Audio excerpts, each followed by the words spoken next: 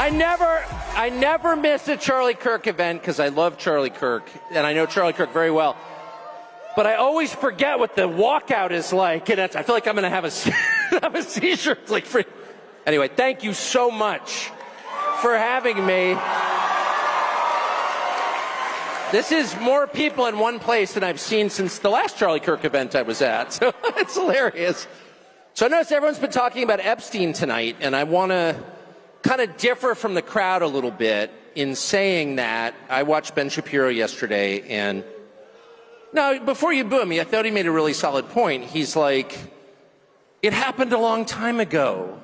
Who cares? And by the way, we should trust the government and whatever the bureaucrats tell us. And by the way, it's wrong to ask a lot of unauthorized questions. So I just want to go on the record to say that, no, to say I think that's absurd. And it's exactly the kind of thinking that I personally voted against in the last election. In the last election, I spent a lot of the month of October campaigning with and for the president. I voted for the president. I never vote for anybody generally. I know they're always telling you, you must vote or you can't have an opinion. Oh, shut up. I don't like to vote, but I did vote this time. And I don't like to vote because I don't believe in any of them. And this time I really felt like I know Trump well. I love Trump personally.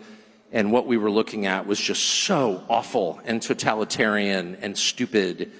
And it wasn't even the arguments that I disagreed with from the Kamala Harris. It's weird to even say her name now. Who was that exactly? It was like a bad dream. But it wasn't even so much the arguments I disagreed with, though I definitely disagreed with the arguments. It was the style of argument that drove me completely bonkers, summarized most crisply by shut up racist.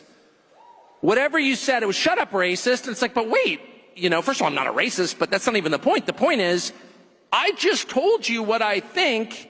I just asked you an entirely legitimate question, mostly, what the hell are you doing? And rather than answer it, you didn't pay me the respect that you would a human being. You treated me like a slave or an animal by telling me to stop barking. Shut up, racist. And I won't put up with that because I'm not a slave or an animal. I'm an American citizen, an adult man who pays his taxes. So, I ask people questions for a living, and very often I get answers that I don't care for, that I disagree with, that I think are stupid. But at least they're answers. At least the person responding is treating me like a human being with a soul created in the image of the Creator. He's paying me the respect that every human being is due.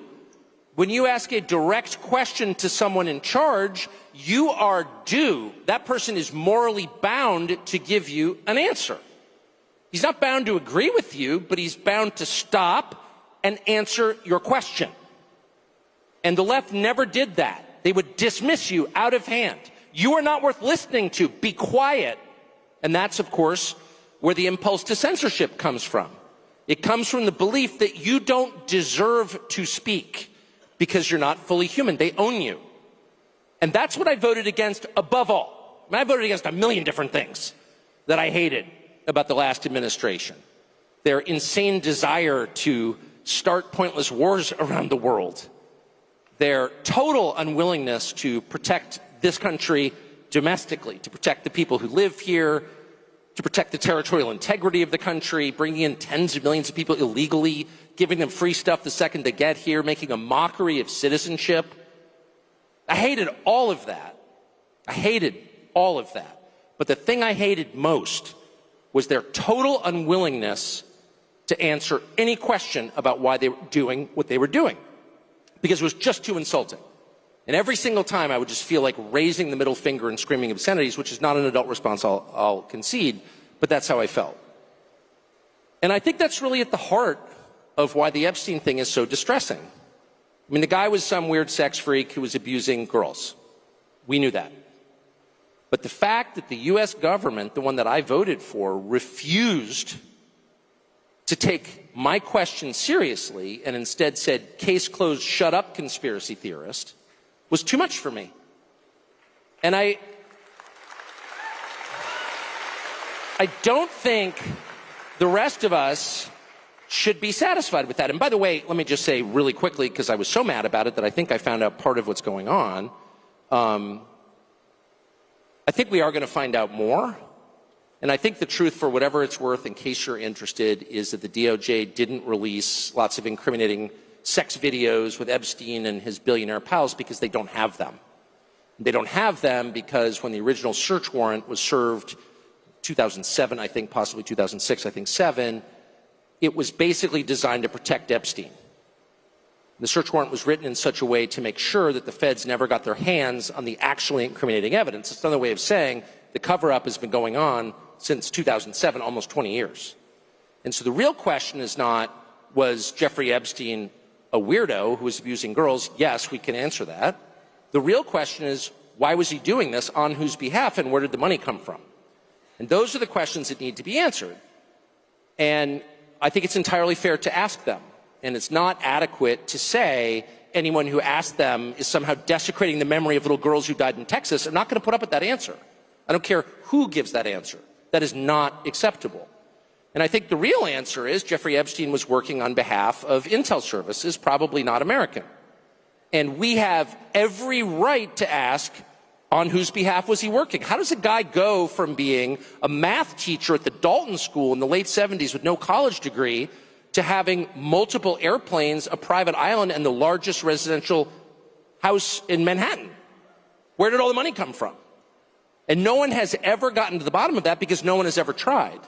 And moreover, it's extremely obvious to anyone who watches that this guy had direct connections to a foreign government. Now, no one's allowed to say that that foreign government is Israel because we have been somehow cowed into thinking that that's naughty. There is nothing wrong with saying that. There is nothing hateful about saying that. There's nothing anti-Semitic about saying that. There's nothing even anti-Israel about saying that. I've spent my entire life pretty much in Washington, where I knew and loved a number of people, including one very close person who worked at CIA. That has never prohibited me from saying, I think the CIA has done some horrible things, murdered a bunch of people, participated in the murder of a sitting U.S. president. It's got a whole trail of crimes. That doesn't make me a disloyal American. It doesn't make me anti-American in any sense. I was born here. My family's been here for hundreds of years. I love this country. That's why I live here. So criticizing the behavior of a government agency does not make you a hater. It makes you a free person. It makes you a citizen. You're allowed to do that because you're not a slave. You're a citizen. And you have a right to expect that your government will not act against your interests, and you have a right to demand that foreign governments not be allowed to act against your interest. That's not creepy. It shouldn't be forbidden. And yet all of us have trained ourselves to believe that you can't say that somehow, that that's like too naughty and forbidden. And the effect of making that off limits has been to create a lot of resentment, and I'll say it, hate online, where people feel like they can't just say, like, what the hell is this? You have the former Israeli prime minister living in your house. You have had all this contact with the foreign government. Were you working on behalf of Mossad? Were you running a blackmail operation on behalf of foreign government? By the way, every single person in Washington, D.C. thinks that. I've never met anyone who doesn't think that. I don't know any of them that hate Israel, but no one feels they can say that. Why? And I think the longer that we play along with it, the more subterranean and creepy and hateful the conversation actually becomes. So I think it's better just to say it right out loud. Did this happen? And of course that question has been asked to the government of Israel, and their answer is, we're not going to tell you. And I think our answer should be, no. As long as we're sending you money, if you were committing crimes on our soil, we have an absolute right to know, did you do this or not? And yet everybody has been so brainwashed into thinking that's somehow an expression of hate or bigotry, when it's not. It's a baseline question that every U.S. citizen has a right to an answer on. What the hell was this? And by the way, if it turns out that it was nothing at all, that somehow Jeffrey Epstein really did earn $165 million giving tax advice to somebody, which is, for the record, a lot more than most people pay their accountants, and that none of this was actually a foreign intel operation, and that there was no blackmail involved, that actually Bill Gates was just hanging on the island because the weather was especially good, No one was videotaped doing anything immoral or illegal, and then that was used against them to get them to obey. If all of that is false, then just tell me how it's false. But don't call me a lunatic. And when Fox News runs a piece, as they did yesterday by Hugh Hewitt, saying that anybody who's got even more questions about Epstein is some kind of nutcase with an unhappy personal life, who's spending too much time on Twitter in the fervid fever swamps of conspiracies, up yours, buddy. Then why don't you answer the question then? Don't let anybody insult you, anybody, and I mean anybody, ever get away with insulting you instead of answering a legitimate question. Okay? Ever. And by the way, you will hear certain people say, well, that means you hate the person. No, it doesn't. I've got a bunch of kids. I would never let them get away with that.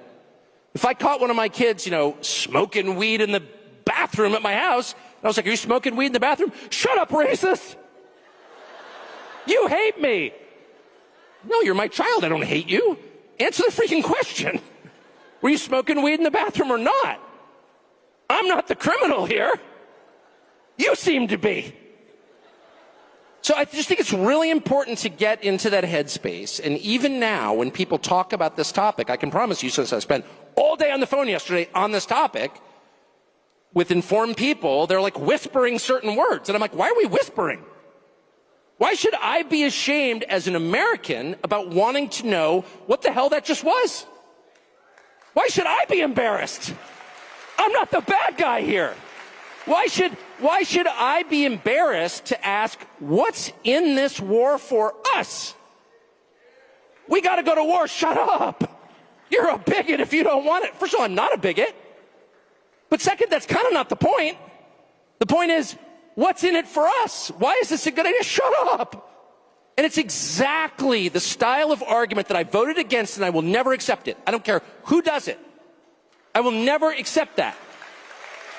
Give me a legitimate answer, a reasonable answer, a sincere answer, a good faith answer. We may disagree.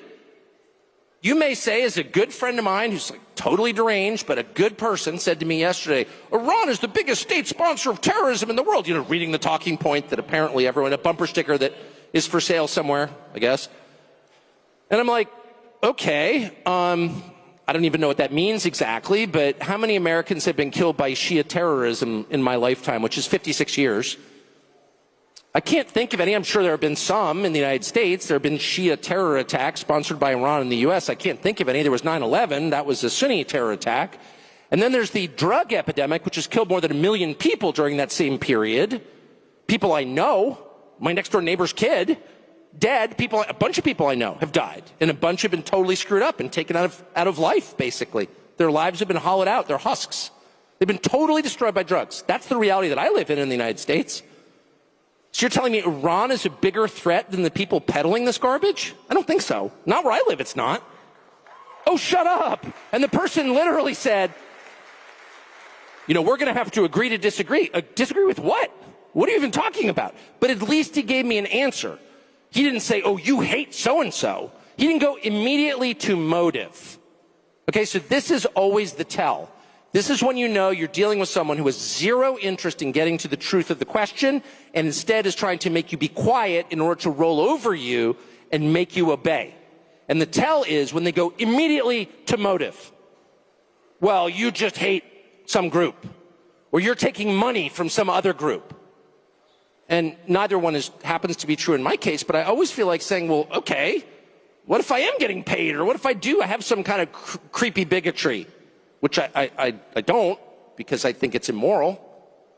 God created individuals. Each one knows the hairs on your head. Each person has a soul. No person is seen by God as a member of a group. Each person is seen by God as an individual. So I don't like that. And I really don't. I'm not just saying that. And I mean every individual on the planet, regardless of what he looks like or what he believes. That is true of every person. And I sincerely mean that. But even if I didn't, maybe I was some full wacko. And maybe I was taking tons of money from some bad country, one of the bad countries you're not allowed to talk about or like. Qatar! That's the most hilarious. Qatar is kind of controlling our conversation. Qatar, evil Qatar. I am laughing. I've actually been to Qatar. It's awesome. Never taken a dollar from the Qataris or the Qataris or whatever they're called. It's a great country. But whatever. But even if I was like on the payroll of Qatar, which I guess I can't now. But anyway, even if I was, it still wouldn't make the question any less relevant. Why is this a good idea? And their refusal to answer that question lets you know right away that you are not dealing with a person of good faith. You're dealing with a propagandist who is trying to control you. And I would say at exactly that point, that's when you say out loud, I know who you are. This is all fake. You can't even answer the question.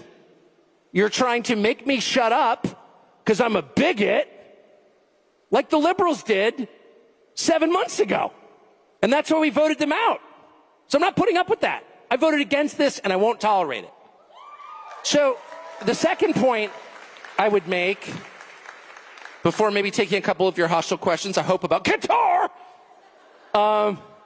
is I was brooding about this today. What about the Epstein story is so uniquely infuriating? And I'll just say, I mean, I've never met Epstein, but I mean, I know a million people who knew Jeffrey Epstein. It is true that he was around. Like, everyone knew Jeffrey Epstein. I don't think I was cool enough to actually meet him, but like, he was just a guy who was kind of circulating around, like this rich guy who knew everybody. What is it? And everyone knew he was a creep, but then there are a lot of creeps in that world. Just telling you what you probably know already. What is it about Jeffrey Epstein that's so infuriating to people, so infuriating that it's actually causing seismic political problems? And I hope that they'll address it and it'll get better. I really do. But what is it? I'll tell you what it is. It's the frustration of normal people watching a certain class of people get away with everything every single time. That's what it is. And that drives me absolutely bonkers. By the way, it's one of the things that bothers me about immigration. You know, as someone who got arrested in Syracuse, New York as a kid because I had an expired driver's license and brought to a cell, I'm watching people come. That actually happened. I have done time. It does change a man. Yes, I joined a gang. But I watch, 60 million people come into the country illegally or overstay their fake refugee status or whatever. I mean, the whole thing's a scam. And they get housing vouchers and free education and free cell phones and plane tickets. It's like, wait a second. Not only are they not getting punished for breaking American law, as I would and have, they're getting rewarded for it. The unfairness of it drives you crazy. And it's particularly galling in the case of Jeffrey Epstein and the whole constellation of people around Jeffrey Epstein, all of whom seem to be getting away with scams. And how do you know they're getting away with scams? I'll tell you how, because they're useless and they're rich. So how do you come to a place where some of the least impressive, most useless people who have no actual skills become billionaires? How's that legitimate? And by the way, if you ask this question, at least in Washington, it's like, oh, well, yeah, sounds like you're a socialist. Sounds like socialism. Yeah, okay, I'm a socialist now. All right. I was a Qatari agent or a bigot. Now I'm a socialist. All right. Leaving aside my committed socialism, can you answer the question? How did Bill Ackman get $9 billion? Bill Ackman, a pretty impressive guy? I know Bill Ackman. No. Bill Ackman's like well-connected and super aggressive. That's it.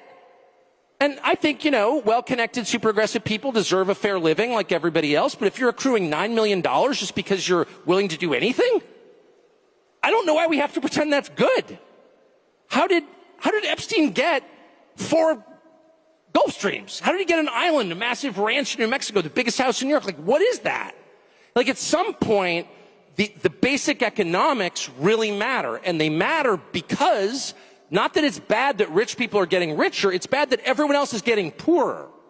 And it's especially bad that young people can't afford homes. Let me just put a very precise point on this. If you want a measure of how your economy is doing, I personally favor eliminating GDP as a measure. I don't even know what that is. It's clearly not relevant. They tell me Japan has a stagnant GDP. Have you been to Tokyo? It's the single most radicalizing experience you'll ever have because it's just so nice. You lost the war? Really? Can we lose a war and wind up like this? GDP. No.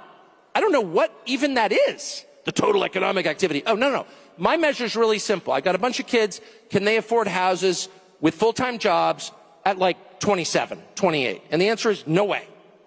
And the answer is that 35-year-olds with really good jobs can't afford a house unless they stretch and go deep into debt. And I just think that's a total disaster. That's a complete disaster. Why? Two reasons. One, if people don't own things, they don't feel ownership of the country they're in. And the country gets super volatile because people feel like they've got nothing to lose. When you have a lawn, trust me, you're thinking long term. Second, it's really hard to have a family without a house. It is. It's like super fun to live in an apartment if, there's like a bar downstairs, you're in a cool neighborhood. I'm in East Village. It's so cool. Try to have 3 kids. You're not going to have 3 kids there. You can't. Nobody wants to raise their kids in that neighborhood. Nobody wants to raise their kids in an apartment. People do it because they have to. Nobody wants to. People want a little house, not some McMansion, just a little normal house. That is the actual American dream.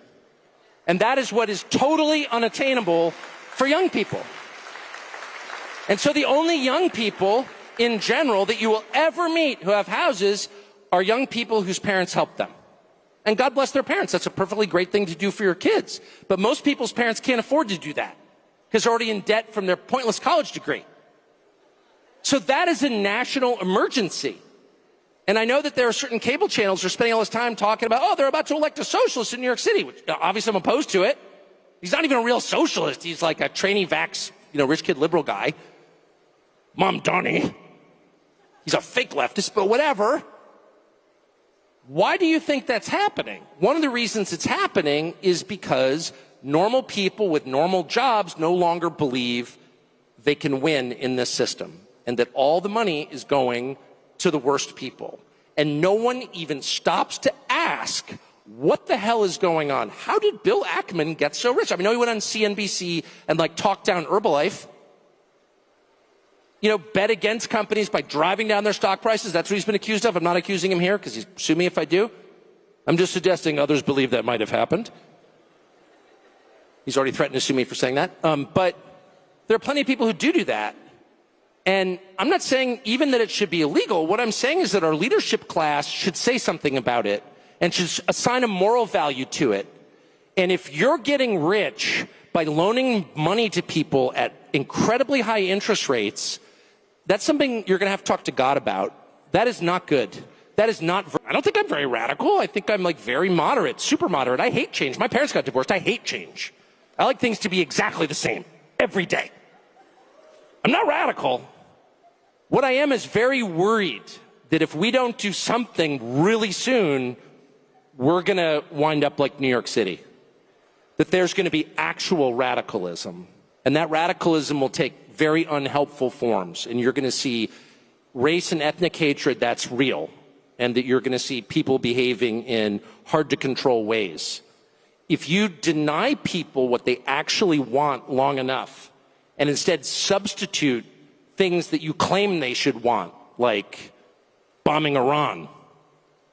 I'm not for Iran, where you spend all day telling me that it's so important that, boys not playing girls' soccer teams, whatever. I agree. I hate the tranny stuff passionately. I think you should keep the boys off girls' soccer teams. But I don't know. It kind of feels like you're feeding me appetizers. At some point, I want to look around and see a better country. I want to see a country I recognize. I don't want to see people sleeping on the sidewalk. I don't want to see people ODing on drugs. I want to know where those drugs coming from. Why can't you stop it? You've got the U.S. military. Don't you have SEAL Team 6? What are they doing today? Don't you have around you in your life? What do you see in your family, among your friends, in the town that you live in that's going wrong? Those are the biggest problems. Not what some shill on television is telling you your biggest problems are. He can shut up, but he won't. But look around. What's the biggest problem in your life? And if you're burdened by a car loan or some credit card payment you can never actually make, if you can't afford to make the full payment on your credit card 2 months in a row, that's a crisis, okay? That's a crisis. If you're in the hole to DraftKings to a point where you can't pay, I'm serious. These are huge problems, and most of them are money related. And if they're not solved, you're not getting married, and you're not having children, and you're not going to have a happy, fulfilling life, period. And they tell you, it's all about values. Yeah, okay, values. You can't afford a house? I don't care what your values are like. You're not having 4 kids in an apartment. So you need to be heard on that. And anyone who tells you, oh, shut up, racist, hoist the middle finger and tell them, keep talking to me that way, pal, and we'll punish you. Anyway, sorry, excuse me. Do we have any hostile questions about Qatar? Yes. Well, that's so nice. Tell your mom I love her. Okay, your mom does too. Any questions? Yes, sir. What do I think about amnesty for farm workers? I think it's the most grotesque thing I've ever heard. Are you joking? Amnesty for farm workers? We have like 60 million illegal aliens in the country. The country bears no resemblance to the country I grew up in, and it's not better, it's worse. Tucker. So I'm not going to sit for another lecture from anybody telling me we need to import more people to write code or pick grapes or any other task. Period. It hasn't worked. The country hasn't gotten richer. It hasn't become more unified. Those words should burn on the tongue of anyone who utters them. How dare you talk like that? Amnesty. How about deportation? What about that? I mean, look, and let me just say, people say all kinds of things. It doesn't mean it's happening. But I think it's worth being a little paranoid about it. I mean, I think everyone in this room is paranoid. It's important to make sure even the people you love are true to their word. Doesn't mean you hate them. Again, I don't take my kids at their... I love my kids more than anything. I don't automatically believe everything they tell me because I'm not a moron. Because I understand that people don't always say the truth. So, but anyway, yeah, any kind of amnesty is not only a bad idea, it's like outrageous. Anyway, sorry, I've been told to take the mics. I'm sorry, I know you guys have good provocative questions about Qatar, but I've been asked to talk to this guy. How you doing tonight, sir? I'm spun up, baby. First off, I'd like to thank you for coming to this event. I'm 20 years old. I've been watching you for the past 12 years of my whole life. Every single night, I've always listened to you, so thank you for coming. We love to listen to your opinions, listen to you preach basically to everyone. My question is, in your opinion, we have individuals in this country that are full citizens that are also full citizens of other countries. In your opinion, how can somebody pledge allegiance to 2 countries at the same time, and is that something that we should be allowing? I mean, I think your question says it all. Obviously, that's absurd. I quote the New Testament, but I also refer to common sense when I say that no man can serve 2 masters. It's not possible. I only have one wife for that reason. You say to your wife, I'm going to take another wife, but I'm going to love you just as much. Nothing's going to change. My wife's going to look at me like, no, it's one wife. Because you can only really pledge your loyalty to one person or one country. That's just a fact. And there's also a sense, and this is relevant to me, and I know you're speaking about Israel, but it's not just Israel, to be honest. I think it's a huge problem. I think anybody, by the way, who serves in a foreign military should lose his citizenship immediately. There are a lot of Americans who've served in the IDF. They should lose their citizenship. There's a lot of Americans who've served in Ukraine, and they should lose their citizenship. You can't fight for another country and remain an American, period. Obviously. I mean, it's like not even... It's so funny how all of us have been cowed into being like, oh, that's hate speech. No, it's not. You don't hear hate in my voice because there isn't any. It's just an obvious recognition of the truth. But there's a more insidious thing, and I say it's not just Israel. I'm not just trying to, like, give myself cover. I'm being honest. There are a ton of countries that offer citizenship, actually, some of which I love. I have been offered citizenship in a couple different countries that I really like, and I thought about it. And then I thought, no, there's something about being lashed to the mast. Like, everyone can see that America's in trouble, the demographic trends are really bad, and the country's decaying, its cities are falling apart. So you're like, oh, wow, you know, maybe I should flee. And then I'm like, my ancestors are from here. My parents are buried right across from my kitchen. I'm staying here. And the second you make that decision in your head, like, I don't care what happens to America, I will be here. It totally changes your attitude. You're like, I don't even care. It's my country. And they've been here for so long and fought in all of these wars. My ancestors, and I'm sure yours, would be totally shocked by some of the conversations. Foreign flags In the Congress? Are you joking? Get out. And so, no, once you decide you're all in on your country, it really changes the way you approach everything. And by the way, it should be the baseline requirement. You shouldn't be allowed to serve in government if you're not a U.S. citizen or you're a dual citizen. Are you joking? Of course not. And I would love to know what the justification is. And of course, there isn't one, which is why they're allowed to just write you off as some sort of like freak, some internet freak, hater, Nazi, whatever. No, I'm not. Just an American who loves my country, and I think it's fair to demand that the people running my country love it every bit as much as I do.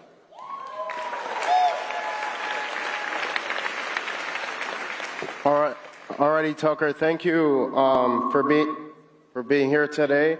My question is mainly focused on national security. I have a question first and then a proposal. I'll see how you go about that. Now you're freaking me out. You got a Rumble hat on. I love you already. All right. I'm going to stop and have an Alp, which is America's premier nicotine pouch. Go for it.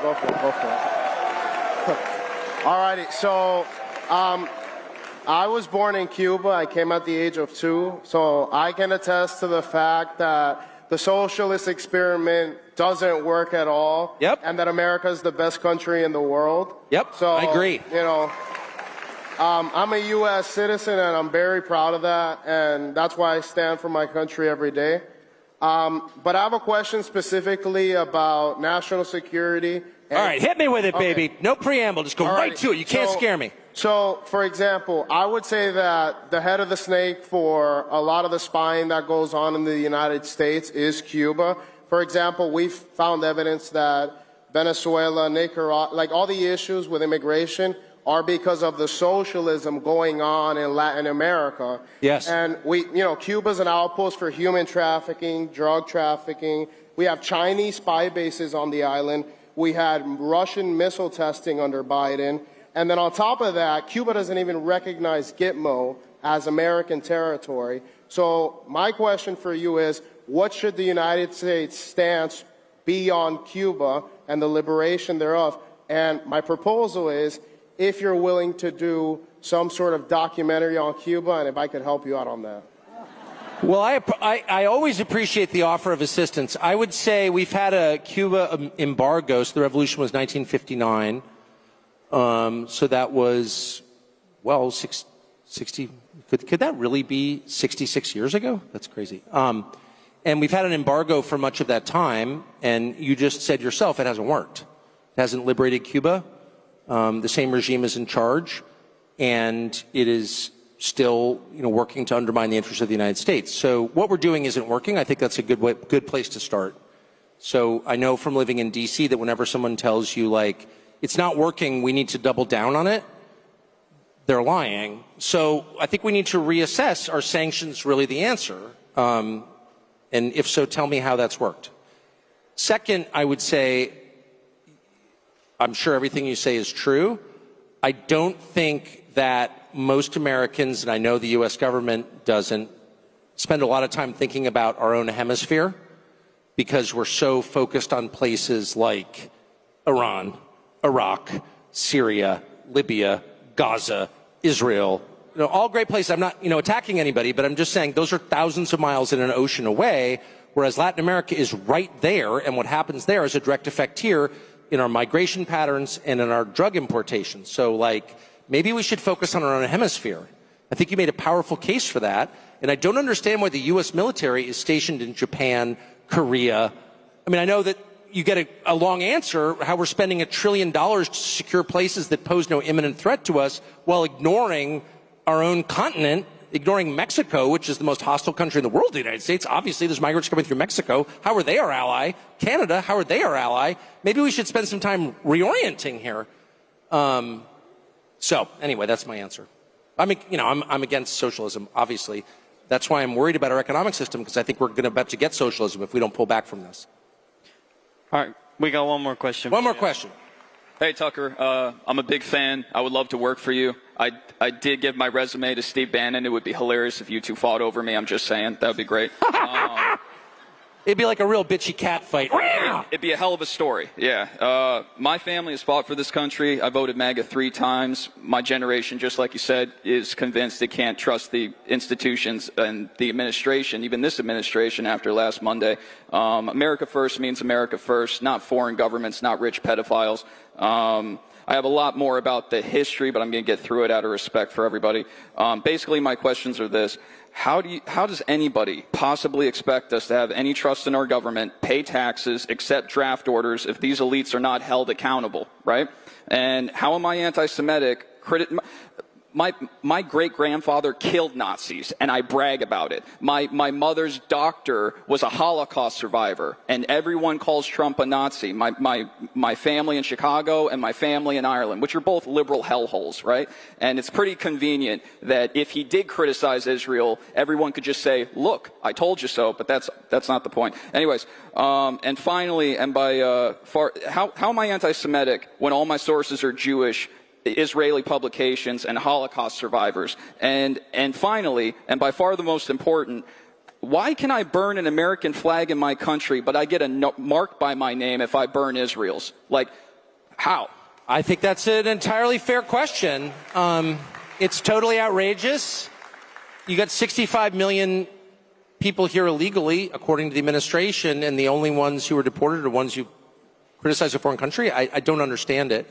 It's driving people insane, actually, and it's making people angry in a bad way. And I go on, X, and I see stuff. It's like, I don't even want that in my head. I don't want that. I don't want to marinate in that. I'm a happy person. I have a great life. I love this country. I love my dogs. I love my children. I love my wife. And you go online, and people are so mad. I mean, I've never seen anything like the rage online. And I get it. I get it. That's the worst part. I get it. People go crazy after a while if you totally ignore their concerns, if you call them names rather than answering their questions. I really think we need to agree, and this would include the Department of Justice, which is running around, it's got task forces attacking people. It's like, stop. What matters in this country is not what religion, ethnicity, race you are. It's whether or not you're a U.S. citizen. Citizenship has to be the thing that holds us together as a country. We're all Americans. And this continuation of identity politics is the most destructive thing we can do. We are all the same under the law. There is nobody, rich, poor, no matter what your religion, what your color, who's held to a different legal standard, period. That has to be the rule, or else this country will fall apart into warring tribes. My email is ryanscottcasey@gmail. If I could send you my cover letter, I really. Ryan Scott Casey, ladies and gentlemen, thank you. Thank you.